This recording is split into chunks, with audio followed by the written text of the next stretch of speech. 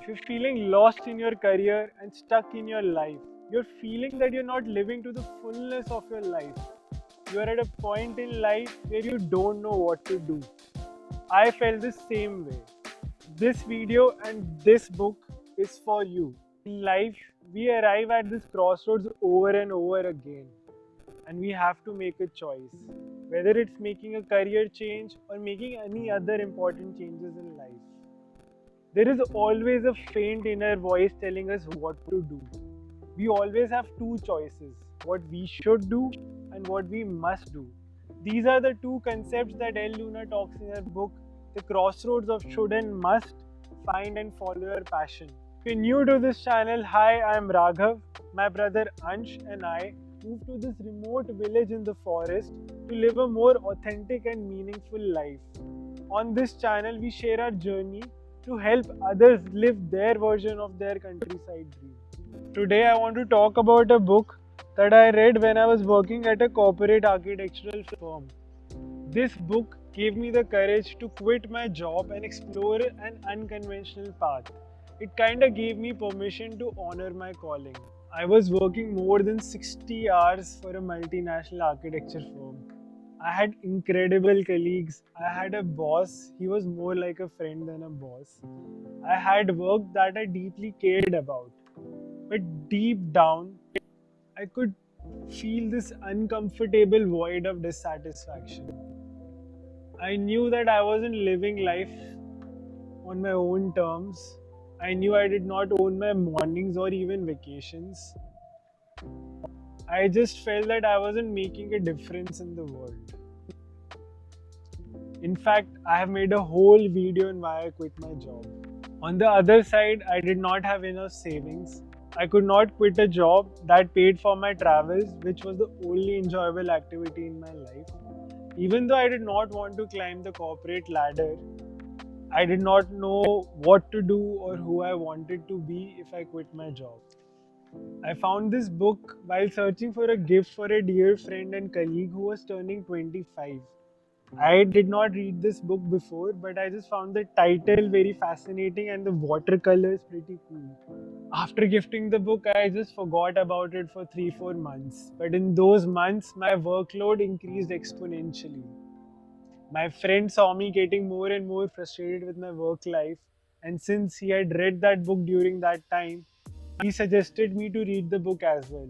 So I took it with me to my next vacation to Goa. I finally got a chance to read the book, so I sat down on a bench facing the beach with a pint of Kingfisher.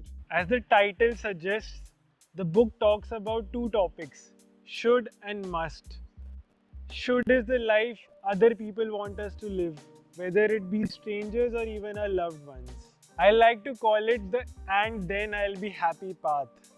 Go to a good school and then get good grades, and then go to a good university, and then land a high paying job, and then get married, and then get a higher salary, and then maybe eventually you will be happy. Should is the conventional path, which is visible, safe, and secure. You can clearly see the rewards. Must is what you believe in, your true authentic self, your inner voice, your deepest held desires and passions.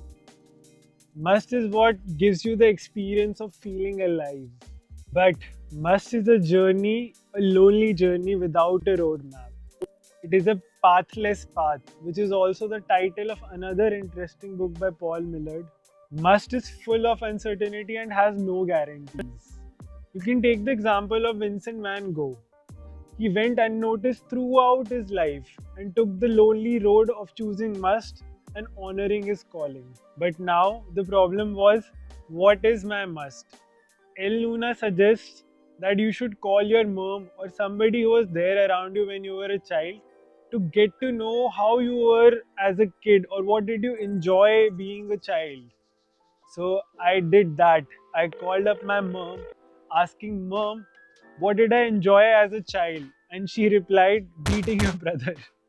I'm just kidding, but I don't think she really realized the importance of the question and where it was coming from. So she gave a lot of random answers which did not make sense. So I had to go down deep myself to figure out what did I really enjoy as a child.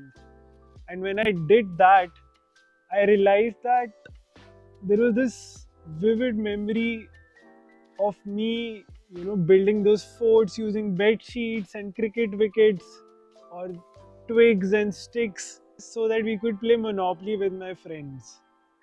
And when I was thinking more about that, this memory suddenly popped up that when I was maybe 14 years old, I had met this couple from New Zealand, a young couple who had come to India, and they had got this model of a bamboo structure that they had to make in Varanasi for the women to change clothes. That model was made out of ice cream sticks. But that was so fascinating for me that this memory, when I think about it, is so deep. I also started thinking, what are my fantasies and desires now?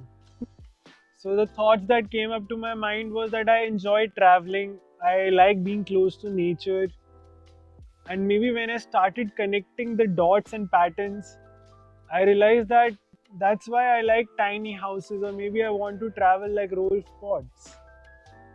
And I was just getting so excited by discovering all this, discovering my why, discovering my purpose, that I decided to quit my job.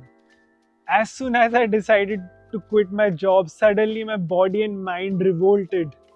They were shooting questions like, who will pay the bills? Where will you live? What would you do? Who will finish the project that you have in hand? All my fears started popping up. To find these answers, I decided to read further. So, El Luna suggests that you don't have to quit your job right away. She gives examples of famous people like T.S. Eliot, who was a poet but also worked in the bank. And also the example of Kurt Vonnegut, a famous writer, but he also worked as a car salesman. So the idea that she suggests is that to follow your calling, but to create time, money, and space for it. For money, she suggests to ask ourselves how much money is enough money, or how can we create a balance between paying our bills and following our calling. So I did a financial audit and did some backward calculation on how much money I would need before I could quit my job and follow my must. I realized I needed a raise, so I asked for one and got it. This tells you that you only get what you ask for. Second, I gave myself 6 more months before I quit my job. So I had to cut down on all my unnecessary expenses such as on food delivery apps. So I started cooking my own food. He also asks us to create more time for your must. So I started waking up 1 hour earlier. I started protecting my time and said no to weekend parties. And I started a blog called Tiny AF with Ansh. I was finally able to quit my job after 6 months. The plan was to travel to Southeast Asia and come back and help my boss build a camper van. As you know by now, that this path has lot of twists and turns.